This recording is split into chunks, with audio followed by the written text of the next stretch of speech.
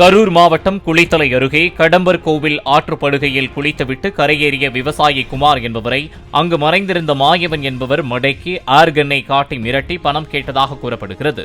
அவரிடமிருந்து தப்பி ஓடிய குமார் அளித்த தகவலின் பேரில் அங்கு வந்த போலீசார் கோவிலுக்குள் மறைந்திருந்த மாயவனை கைது செய்தனர்.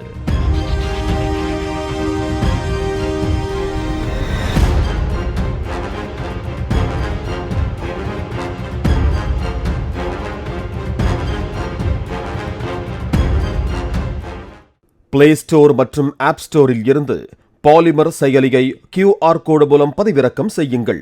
செய்திகளை உடனுக்குடன் பெறுங்கள்.